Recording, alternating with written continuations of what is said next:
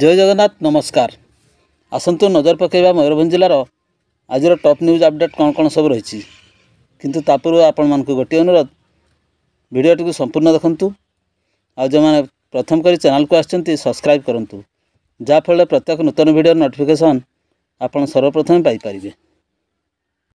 परवर्ती खबर मयूरभंज जिलार तिरिंग स्थित मांकड़ी घाटी रे पंडु उत्सव रे हजार हजार भक्तंकर भिड़।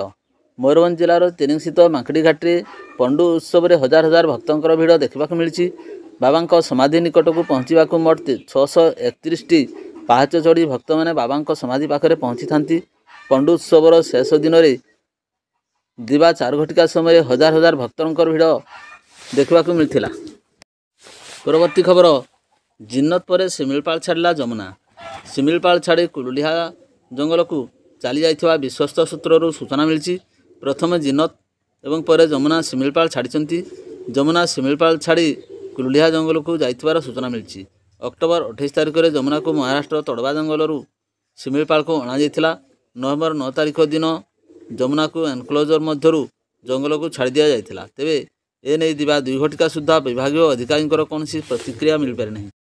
परवर्ती खबर मंगलवार अपराह्न 5टारे बेतनटी थाना अधीन सुनाहजा जंगलरू लक्षाधिक टंकार मूल्यवान शाल गछ गंडी जबत कराଯାଇଛି। सूचना मुताबक सुनाहजा अंचल मूल्यवान शाल गछ कटा जाइथिबार खबर पाई बेतनटी वन विभाग पक्षरु तदंत कराଯାଇଛି। एहापरे सुनाहजा अंचलरू 46 पीस मूल्यवान शाल गंडी जबत करी बेतनटी रेंज अधीन कृष्णचंद्रपुर सेक्शन स्थित सिजरियान यार्ड को अणा जाइथिला। एने बेतनटी वन विभाग पक्षरु मामला रुजु करी अधिक तदंत जारी रखिछि वन विभाग। मंगलवार अपराह्न होइथिबा चढ़ाऊ बेतनटी वन विभाग अधिकारी समेत बेतनटी बैसिंगा बड़ामपुर कृष्णचंद्रपुर सेक्शन वनपाल एवं कर्मचारी प्रमुख यही चढ़ाऊ सामिल होते। तेबे बुधवार जबत शालगंडी गुड़िकर मापक्रमे यार सठिक बजार मूल्य एवं परिमाण जनापड़ बोली बेतनटी वन विभाग पक्षर सूचना दी जाइए। तेबे आनुमानिक यार बजार मूल्य 1 लाख टंकार ऊर्ध्व टंका हेबो बोली प्राथमिक आकलन जना जाइए। परवर्ती खबर लक्ष्मीपसी निकट में पिकअप सह धक्का है बारिपदा वनांचल अधिकारी गाड़ी जड़े आहत।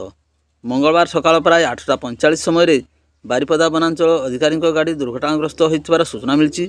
तेबे लक्ष्मीपसी निकट में एक पिकअप भ्यान सह यह धक्का होइथिबार जना जाइए। तेबे दुर्घटना घटाइथिबा गाड़ीटी घटनास्थल खसी पड़ा जाइथिबा बेले वन विभाग गाड़ी चालक सामान्य आहत होइथिबार सूचना मिली।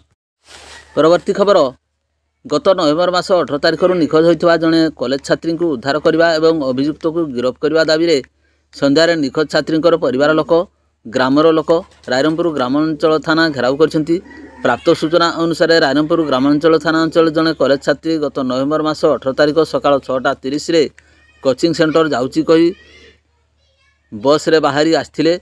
संध्या 6टा सुधा से घर को न फेरिबारु घर लोक माने खोजाखोजी करथिले हेले कोनसी सूचना मिली नथिला। परे एने रायरंगपुर ग्रामांचल थानार झीवर बापा एतला दायर करथिले।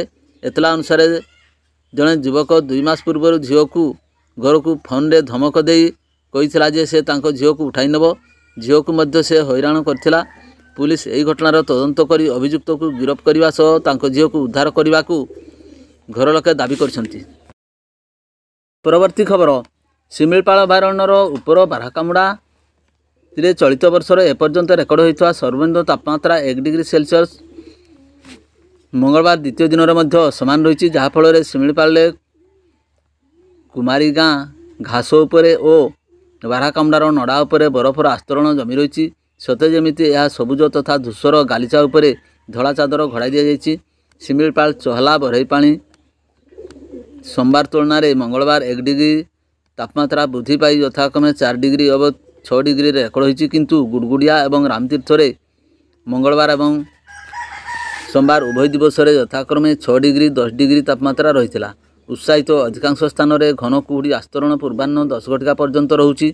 समग्र जिला जाड़ुआ शीतर थरुथुवा बेले वन्यजंतु को मध्य अस्तव्यस्त करिछि एवं उत्तर दिगरु ठंडा कालुआ पवन बहुथिबा जोगु गाँ ठारू सहर पर्यंत ठंडार प्रकोप वृद्धि पाइछि।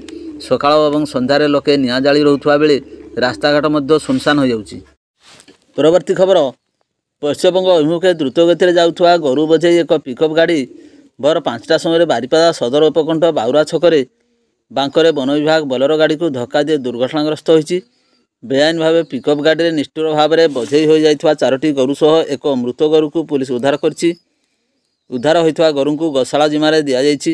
ଏ ସମ୍ପର୍କରେ ବାରିପଦା ସଦର ଥାନାରେ 253/24 ନମ୍ବରରେ ଏକ ମାମଲା ରୁଜୁ ହେବା ସହିତ ପିକଅପ୍ ଗାଡ଼ି OD 11A 5705, ବନ ବିଭାଗ ଗାଡ଼ି OD 11H 0271 ଉଭୟକୁ ଜବତ କରାଯାଇ ତଦନ୍ତ ଚାଲିଛି। ବିଶେଷ କରି ଓଡ଼ିଶା ଗୋହତ୍ୟା ନିବାରଣ ଅଧିନିୟମ 7 ଧାରା ଗୋରୁ ବୋଝେଇ ପିକଅପ୍ ଗାଡ଼ିରେ ବିରୋଧରେ ଲାଗୁ କରାଯାଇଛି। ଉଭୟ ଗାଡ଼ି ଚାଳକ ଘଟଣାସ୍ଥଳରୁ ଫେରାର ହୋଇଯାଇଛନ୍ତି। ପ୍ରତ୍ୟାଶ୍ରୀ କହିଛନ୍ତି ଯେ ପିକଅପ୍ ଗାଡ଼ିର ଚାଳକ ବନ ବିଭାଗ ଗାଡ଼ିକୁ ଦେଖି ଧରାପଡ଼ିବା ଭୟରେ ଛାନିଆ ହୋଇ ଦ୍ରୁତ ଗତିରେ ଖସିଯିବାକୁ ଚେଷ୍ଟା କରୁଥିବା ବେଳେ ଏହି ଦୁର୍ଘଟଣା ଘଟିଛି। ଏପରିକି ବନ ବିଭାଗ ଗାଡ଼ିଟି ଏକ ବିଜୁଳି ଖୁଣ୍ଟକୁ ଧକ୍କା ଦେଇଥିବା ବେଳେ ପିକଅପ୍ ଗାଡ଼ିଟି ପଛରେ ଧକ୍କା ଦେଇଥିଲା। ପରବର୍ତ୍ତୀ ଖବର, ବଡ଼ସାହି ଥାନା ଅନ୍ତର୍ଗତ ଦେଉଳିଆ ପଞ୍ଚାୟତ ଅଙ୍ଗାରୀ ଛକରେ ଥିବା ହାଣ୍ଡିଆ ଭାଟି ଭିତରେ ଜଣେ ଅପରିଚିତା ମହିଳାଙ୍କର ମୃତଦେହ ମିଳିଛି। ସନ୍ଧ୍ୟା ପର୍ଯ୍ୟନ୍ତ ମୃତକଙ୍କର କୌଣସି ପରିଚୟ ମିଳିନଥିବା ବେଳେ ବାରିପଦାରୁ ସାଇଣ୍ଟିଫିକ୍ ଦଳ ଆସି ତଦନ୍ତ କରିଥିଲେ। ମୃତ ମହିଳାଙ୍କ ବୟସ 35 ବର୍ଷ ଭିତରେ ହୋଇଥିବାର ଅନୁମାନ କରାଯାଉଛି। ସେ ଏକ ହଳଦିଆ ରଙ୍ଗର ଜ୍ୟାକେଟ୍ ପିନ୍ଧିଥିବା ବେଳେ ଚୁଡ଼ିଦାର ପଞ୍ଜାବୀ ମଧ୍ୟ ପିନ୍ଧିଥିବା ଦେଖାଯାଇଛି। ତାଙ୍କ ମୁହଁରେ ଅନ୍ୟ ଏକ ଲୁଗା ଢାଙ୍କି ଦେଇ ଗୋଟିଏ ପାଖରୁ ନିଆଁ ଲଗାଇ ଦିଆଯାଇଥିଲା। ହତ୍ୟାକାରୀ ମହିଳାଙ୍କ ମୁହଁକୁ ପୋଡ଼ି ଦେବା ପାଇଁ ଚେଷ୍ଟା କରି ବିଫଳ ହୋଇଥିବା ଅନୁମାନ କରାଯାଉଛି। ଥାନା ଅଧିକାରୀ ଉମାଶଙ୍କର ନାୟକ ଘଟଣାର ଗୁରୁତ୍ୱ ଦୃଷ୍ଟିରୁ ନିଜେ ତଦନ୍ତ ଜାରି ରଖିଛନ୍ତି। ପରବର୍ତ୍ତୀ ଖବର, ଅବକାରୀ ଅଧୀକ୍ଷକ ପ୍ରଶାନ୍ତ କଅଁରଙ୍କ ନିର୍ଦ୍ଦେଶ କ୍ରମେ ରାଇରଙ୍ଗପୁର ଅବକାରୀ ଉପନିରୀକ୍ଷକ ସୌମ୍ୟରଞ୍ଜନ ବେହେରାଙ୍କ ପ୍ରତ୍ୟକ୍ଷ ତତ୍ତ୍ୱାବଧାନରେ ଉପଖଣ୍ଡ ଅବକାରୀ ରେଞ୍ଜ ପକ୍ଷରୁ ରାଇରଙ୍ଗପୁର ଅବକାରୀ ନିରୀକ୍ଷକ ବିନୟ ପ୍ରକାଶ ତିର୍କୀ ଏବଂ ରାଇରଙ୍ଗପୁର ଅବକାରୀ ଭାରପ୍ରାପ୍ତ ଅଧିକାରୀ ପ୍ରହ୍ଲାଦ ସାମଲଙ୍କ ନେତୃତ୍ୱରେ ଏକ ସ୍ୱତନ୍ତ୍ର ଦଳ ଗଠନ କରାଯାଇଥିଲା। ଏହି ଅବକାରୀ ଦଳ ରାଇରଙ୍ଗପୁର ଗ୍ରାମାଞ୍ଚଳ ଥାନା ଅନ୍ତର୍ଗତ ନାଉଜଡ଼ା ଗ୍ରାମରେ ଚଢ଼ାଉ କରି 3 କିଲୋ 800 ଗ୍ରାମ ବେଆଇନ ଗଞ୍ଜେଇ ଜବତ କରିବା ସହିତ ଏଥିରେ ସମ୍ପୃକ୍ତ ରାଇରଙ୍ଗପୁର ଗ୍ରାମାଞ୍ଚଳ ଥାନା ଅନ୍ତର୍ଗତ ନାଉଜଡ଼ା ଗ୍ରାମର ମହେନ୍ଦ୍ର ବେହେରା, କୌଶଲ୍ୟା ବେହେରାଙ୍କୁ ଗିରଫ କରି କୋର୍ଟ ଚାଲାଣ କରିଛନ୍ତି। ଜବତ ଗଞ୍ଜେଇ ଆନୁମାନିକ ମୂଲ୍ୟ 40,000 ଟଙ୍କା ହେବ ବୋଲି ଅବକାରୀ ବିଭାଗ ପକ୍ଷରୁ ସୂଚନା ମିଳିଛି। ଚଢ଼ାଉ ଅଭିଯାନରେ କନେଷ୍ଟବଳ ଦିଲ୍ଲୀପ ଜେନା, ବିପ୍ଳବ କୁମାର ମଲ୍ଲିକ, ତପନ ପରିଡ଼ା, ସଞ୍ଜୀବ ମହାପାତ୍ର, ପ୍ରିୟଙ୍କା ମହାନ୍ତ ପ୍ରମୁଖ ସାମିଲ ଥିଲେ। ଏନେଇ ରାଇରଙ୍ଗପୁର ଅବକାରୀ ଥାନା ପକ୍ଷରୁ 337/2024 25 ନମ୍ବରରେ ଏକ ମାମଲା ରୁଜୁ କରାଯାଇଛି। ପରବର୍ତ୍ତୀ ଖବର, ବଡ଼ସାହି ଥାନା ଅନ୍ତର୍ଗତ ମାଳତୀ ପଞ୍ଚାୟତର ବଦଳି ଗାଁ ମୁସାଗଡ଼ିଆ ଗ୍ରାମର ମୁଖ୍ୟ ରାସ୍ତା ପାର୍ଶ୍ୱରେ ଥିବା ଦୋକାନରୁ ସୋମବାର ରାତିରେ ଚୋରି ହୋଇଛି ବୋଲି ଦୋକାନ ମାଲିକ ପ୍ରଭାତ ବେହେରା ଥାନାରେ ଅଭିଯୋଗ କରିଛନ୍ତି। ଦୋକାନର ପଛଭାଗ କବାଟକୁ ଭାଙ୍ଗି ଚୋରମାନେ ପଶିଥିଲେ ବୋଲି ଜଣାପଡ଼ୁଛି। ଦୋକାନର ଗୋଟିଏ କମ୍ପ୍ୟୁଟର, ଗୋଟିଏ ଲାପଟପ୍, ମୋବାଇଲର ଯନ୍ତ୍ରାଂଶ ସହିତ 5,000 ଟଙ୍କା ନେଇଯାଇଛନ୍ତି। ପୁଲିସ ତଦନ୍ତ ଜାରି ରଖିଛି। ପରବର୍ତ୍ତୀ ଖବର, ଖୁଣ୍ଟାରୁ ଭୁବନେଶ୍ୱର ଯାଉଥିବା ରାଜାବାବୁ ବସ୍ରେ ଥଣ୍ଡା ପାନୀୟ ବୋତଲରେ ମଦ ଯାଉଥିଲା। ପୁଲିସ ଚଢ଼ାଉ କରି 3 ଜଣଙ୍କୁ ଗିରଫ କରିଛି। ଉଦୁଳା ଥାନା IIC ବନମାଳୀ ବାରିକଙ୍କ ତତ୍ତ୍ୱାବଧାନରେ ଚଢ଼ାଉ ହୋଇଥିଲା। ବସ୍ ଡିକି ଭିତରୁ 76ଟି ବୋତଲରେ ଥିବା 171 ଲିଟର ମଦ ଜବତ କରାଯାଇଥିଲା। ଏହାର ବଜାର ମୂଲ୍ୟ 34,000 ଟଙ୍କା ହେବ ବୋଲି ଆକଳନ କରାଯାଉଛି। ଏହି ଘଟଣାରେ ଭୁବନେଶ୍ୱର ହାଇଟେକ୍ ଅଞ୍ଚଳର ସନ୍ନ୍ୟାସୀ ବିଷୟୀ ମୁନା ଦାସ ଏବଂ ଉଦୁଳା ଥାନା ଅମ୍ବିକାଦେଇପୁରର ରାମ ସିଂଙ୍କୁ ଗିରଫ କରାଯାଇ କୋର୍ଟ ଚାଲାଣ କରାଯାଇଛି। ପରବର୍ତ୍ତୀ ଖବର, ଠାକୁରମୁଣ୍ଡା ଥାନା କେନ୍ଦୁଜାଣିଠାରେ ସାପ୍ତାହିକ ହାଟ ଚାଲିଥିବା ବେଳେ ଜଣେ ବ୍ୟକ୍ତିଙ୍କୁ କେହି ଦୁର୍ବୃତ୍ତ ନିଆଁରେ ପୋଡ଼ି ମାରିଦେଇଥିବାର ଅଭିଯୋଗ ହୋଇଛି। ସାଇଣ୍ଟିଫିକ୍ 3 ସହ ପୋଲିସ ଘଟଣାସ୍ଥଳକୁ ଯାଇ ତଦନ୍ତ କରିଛି। ସୋମବାର ରାତି ପ୍ରାୟ 7:30 ଭିତରେ ଏହି କାଣ୍ଡ ଘଟିଥିବା ଜଣାପଡ଼ିଛି। ମୃତକଙ୍କ ମଙ୍ଗଳବାର ସକାଳେ ତାଙ୍କ ବଡ଼ ଭାଇ ଚିହ୍ନଟ କରିଛନ୍ତି। ମୃତକ ଜଣକ ହେଉଛନ୍ତି ଠାକୁରମୁଣ୍ଡା ଥାନା କେନ୍ଦୁଜାଣି ପଞ୍ଚାୟତ ଜଡ଼ିବିଲ ଗ୍ରାମର ଭଦ୍ରୁ ମହାନ୍ତ, ବୟସ 60 ବର୍ଷ। ସୂଚନା ଅନୁଯାୟୀ କେନ୍ଦୁଜାଣି ସାପ୍ତାହିକ ହାଟ ନିକଟରେ ହାଣ୍ଡିଆ ମଦ ବିକ୍ରି କରୁଥିବା ପଡ଼ିଆରେ ଜଣେ ବ୍ୟକ୍ତିଙ୍କୁ କେହି ଧାନ ନଡ଼ାରେ ପୋଡ଼ି ମାରିଦେଇଥିବା ନେଇ ଖବର ପାଇବା ପରେ ପୁଲିସ ଘଟଣାସ୍ଥଳକୁ ଯାଇ ତଦନ୍ତ କରିଥିଲା, ମାତ୍ର ଅଧାପୋଡ଼ା ଶବର ପରିଚୟ ପାଇନଥିଲା। ସକାଳେ ବଡ଼ ଭାଇ ମୃତ ଶରୀର ସାନ ଭାଇର ବୋଲି ଚିହ୍ନଟ କରିଥିଲେ। ପରେ ମୃତକଙ୍କ ଝିଅ ଲକ୍ଷ୍ମୀ ମହାନ୍ତ ତାଙ୍କ ବାପାଙ୍କୁ କେହି ହତ୍ୟା କରିଥିବା ପରେ ପୋଡ଼ି ମାରିଦେଇଥିବାର ଠାକୁରମୁଣ୍ଡା ଥାନାରେ ଅଭିଯୋଗ କରିଥିଲେ। ଅଭିଯୋଗ କ୍ରମେ କେସ୍ ନମ୍ବର 123/2024 ଅନୁଯାୟୀ ମାମଲା ରୁଜୁ କରି ପୁଲିସ ଶବକୁ ବ୍ୟବଚ୍ଛେଦ ପାଇଁ କରଞ୍ଜା ଉପଖଣ୍ଡ ଡାକ୍ତରଖାନା ପଠାଇବା ସହ ତଦନ୍ତ କରୁଛି। ଘଟଣାସ୍ଥଳରେ ଅତିରିକ୍ତ SP ରାଇରଙ୍ଗପୁର ନାରାୟଣ ନାୟକ, ଉପଖଣ୍ଡ ଆରକ୍ଷୀ ଅଧିକାରୀ ସୁବ୍ରତ କୁମାର, ଠାକୁରମୁଣ୍ଡା ଥାନା ଅଧିକାରୀ ସାବିତ୍ରୀ ଦଳେଇ ପହଞ୍ଚି ତଦନ୍ତ ଜାରି ରଖିଛନ୍ତି। ପରବର୍ତ୍ତୀ ଖବର, ବସ୍ତା ଥାନା ଅନ୍ତର୍ଗତ କରଞ୍ଜିଆ ଗ୍ରାମର ଦୁଲୁ ରାମଙ୍କ ପୁଅ ବୀର ରାମ ବୟସ 30 ବର୍ଷ ଏକ ବାଇକ୍ ଯୋଗେ ଅମରଦାରୁ ନିଜ ଘରକୁ ଫେରୁଥିଲେ।